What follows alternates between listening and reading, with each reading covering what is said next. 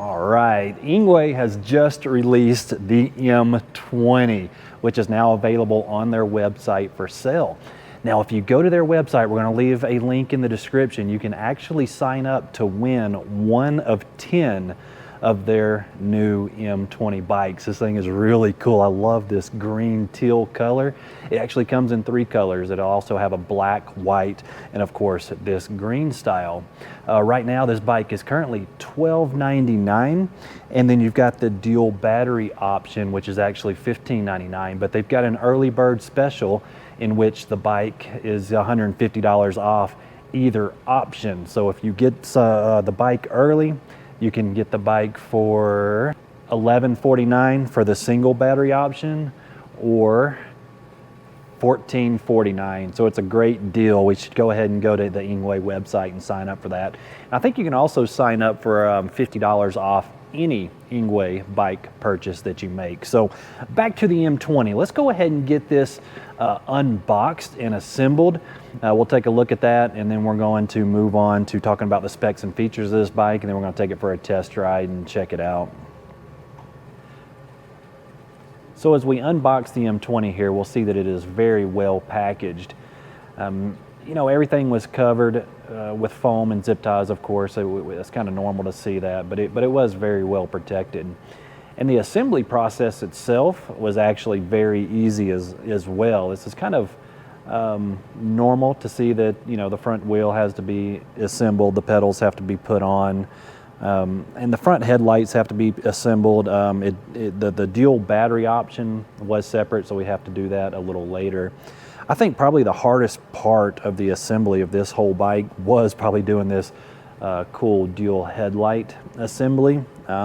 It was just kind of awkward. It wasn't hard. It was just a little awkward to get that assembled, but no big deal. And we had to put the front fender on too. So the overall assembly was probably about 30 minutes on this bike, but it was not bad at all. But now that we've got it assembled, let's go ahead and take it out for a ride.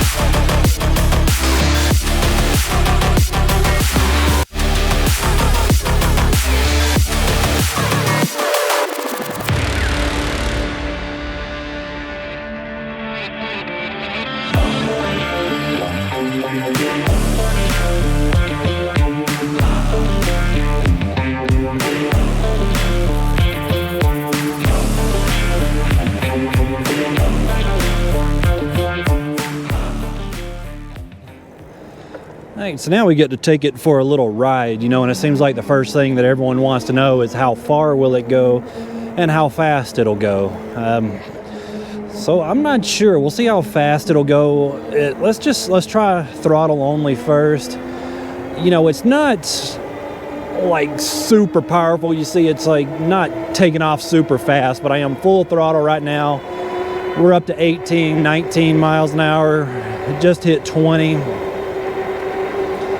And it doesn't seem to be getting much over 20. And I am going up a slight incline here under the tunnel, but I've got it up to around 22 throttle only, so it's not super fast throttle only. And I was trying to do it earlier with just pedals, and I was freewheeling or free pedaling. I guess my legs were just kind of free spinning around 17 miles an hour in 7th gear. Well, I thought I was in 7th gear, but the derailleur guard was hitting the derailleur, not letting it shift all the way over. I'll show you that a little later. So now we'll see how fast we can go with pedal power. We're pedal assist 5, of course, and we are in the highest gear, number 7. Slow down for doggo.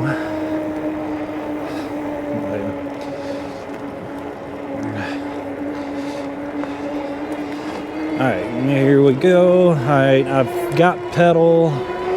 My legs are, I'm still putting power into it at 20 miles an hour, so I'm not completely freewheeling. 22 miles an hour is about as fast as my legs can comfortably pedal and help the bike along. I could probably go faster. 23. Okay, yeah. I'm pedaling really hard. Pedal assist kind of quits at 20, so I'm not sure if there's something in the settings that we can change, but as of right now, throttle, I can only get it up to 20, and pedal assist I can do about 22. So that's about all we're going to get as far as speed out of this bike.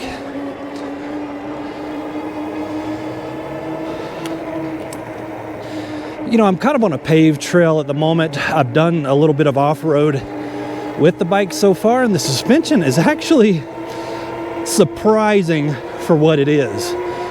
It's not like a super plush or super high-end type suspension, but for some reason the geometry works good on this bike as opposed to other bikes I've ridden like this. So the front forks, they do have an adjustment on them.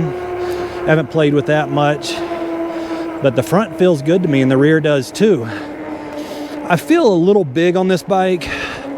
You know, I'm 6'1", 220 pounds, and I'm sitting a little low, so my knees are coming up pretty high when pedaling this bike. It's not uncomfortable by no means, but I just feel a little big for it. So, you know, if you're any taller than 6'1", you know, 6'2", 6'3", it might start looking funny or even feeling funny, but for me, it's not that bad at all.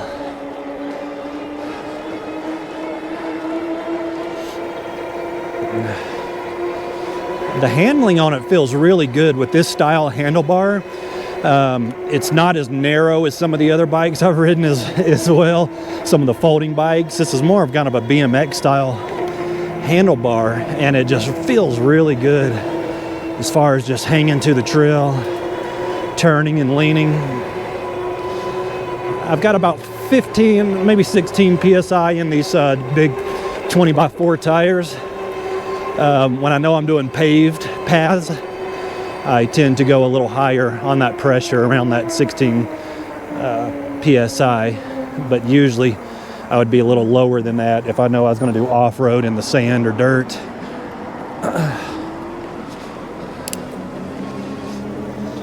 Let's take it off a little curb here. Not terrible.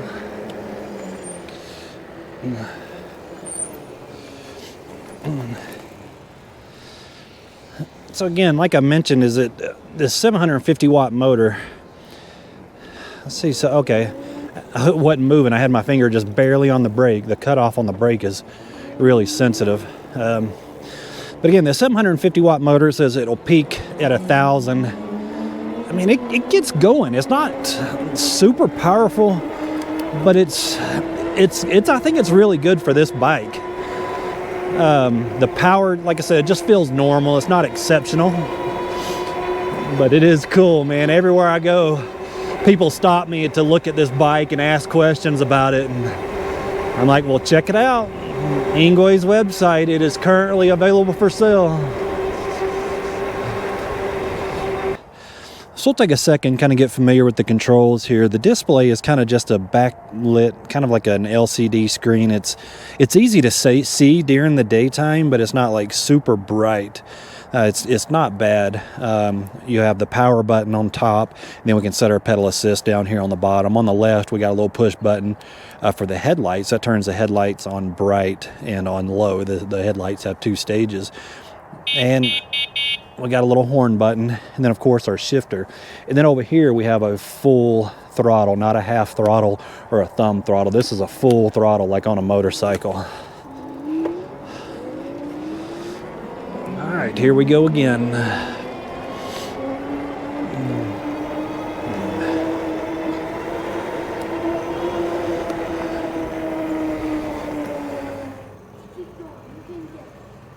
All right. Well, that was a fun ride. Let's go ahead and take a look at some of the specs and features on this bike.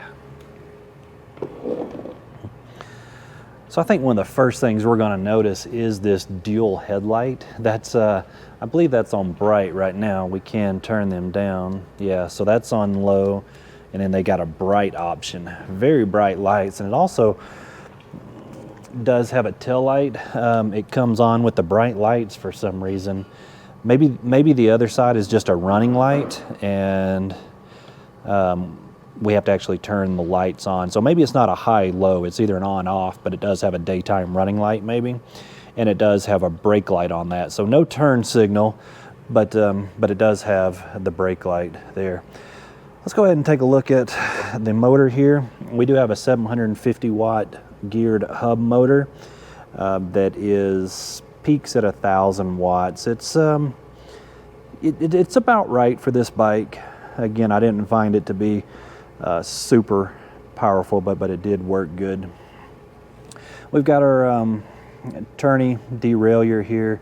This is a Shimano, and this is what I was talking about earlier. The guard here for the derailleur was just kind of hitting on it and wouldn't allow it to shift in that highest gear there. So I just kind of bent that out a little bit and got it working. So the pedal assist did work better after we got that figured out. Cool little M20 logo here. I really like that. Here's our middle suspension or the middle shock, I guess, for the rear suspension. It kind of pivots back here on the center of the frame right behind the cranks. It does have a big front chainring, and it does have this outside guard over the chainring, which I like. Kind of your standard style pedals. We do have 13 amp hour battery, and of course these are both 13 amp hour batteries, so you'll get up to 26 amp hour with both batteries. They're saying up to 40 miles, I think 45 miles per battery. Again, that's kind of subjective. When someone asks me how far a bike can go, that really depends on riding style and conditions. But I would imagine that with the dual battery option, you should easily be able to get 60 miles out of this bike riding normally, is what I usually find.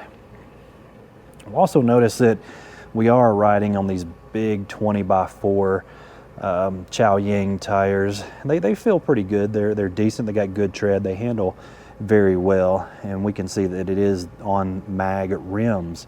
I like mag rims on these style bikes, electric bikes, because they are heavier.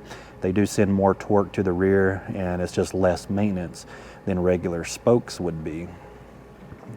We do have front suspension, of course, that we can adjust the preload right here, and they feel pretty good. One thing I like to check is I like to hit the brakes, and I like to see if there's any play in between the front rod here where it goes into the fork tube itself. If there's play in there, you kind of know that it's not like a high-end fork, but I don't feel really hardly any play in this, so it feels like a good style fork to me. It actually is, I would say, a higher end than some of the other bikes that I've ridden. This one feels really good. Coming around to the brakes, what we'll see is does not have hydraulic brakes. So this is cable brakes, but they are disc brakes, and I believe these are 160 millimeter. Yes, they are 160 millimeter brake rotors. So one thing about this bike is it does not stop very well. I wish they would have just spent a little more money. I would have personally rather paid a little more money for the bike to have hydraulic brakes and maybe a 180 millimeter rotor. But again, this isn't a super fast bike. They are claiming that top speed on this is around 24 miles an hour, and that's pretty consistent with what I found in the ride test. You know, I could get up to about 23. If I pushed it a little harder, I could probably get to 24. But you know, we got to know that with dual batteries and the speed, this is a heavy bike, and the brakes are important. And I'm a bigger guy too, so that I got to take that into account. At 220 pounds plus the weight of the bike, it's kind of hard to stop all this, and they are a little noisy too. So I really wish we could have had hydraulic brakes on that, but the brakes, they do work, but it is a little harder for me to stop this bike. Nice metal fenders, a little loud when we're kind of riding through rocks. They kind of get slung up in there, but they're going to be durable and they look good. Again, taking a look at this color here, Explore a New Way. Such a good looking bike. We are using a cadence sensor on this, not a torque sensor, so it just knows if you're pedaling the bike. It doesn't really feel the torque that you're putting into it, which is kind of normal for bikes in this price range. It's got a neat little adjustable kickstand for it. And looking at the rear brakes here, which are also mechanical rear disc brakes. And taking a look at the fender, it's a metal fender on the rear as well. Decent little saddle, and it's actually pretty comfortable. It doesn't look real thick, not too big, but it is comfortable for me for the amount of time that I've ridden it so far. No place really to put any pannier bags or any storage as far as racks. And even on the front of the bike, there's not really a boss or anything where we can bolt a rack to it. You know, we could probably put a rack on the front or something if need be. So not much storage on this bike, but that's not really the style of it. That's not what it was designed for. Anybody that has seen this bike and taken it for a test drive has really enjoyed it. They love the style, the look, the color, the feel of this bike. One thing that I do want to mention is that, you know, for me, I ride a lot of bikes, so I'm really comfortable riding electric bikes. But a couple people that has ridden this bike has noticed that this full throttle handle here, this is a full handle throttle, so that when you turn it, it'll take off on you when you got it set to anything above 0. So anything 1 through 5, you turn the throttle and it's going to go. So a couple of the new riders that aren't very experienced with this style bike said they did not like the full throttle. They like either the half throttle or like the thumb throttle that you see on some of the other bikes. So they test drove several of the bikes I have, and a lot of them mentioned they were concerned about this. Again, the Shimano 7-speed shifter, kind of your entry-level shifter. It is reliable and it does work good. But overall, this is a fun bike to ride. It looks amazing. So be sure to consider this bike maybe for your next purchase. If you're looking at this style bike, this is definitely one of the top contenders in that price range. So don't forget, make sure you go to the Engwe website. All the links will be in the description of this video. We will have an affiliate link where you can purchase this bike through our affiliate link. No extra cost to you, but we would get a small commission off that sale, and I would really appreciate that. It helps us continue to do these bike reviews.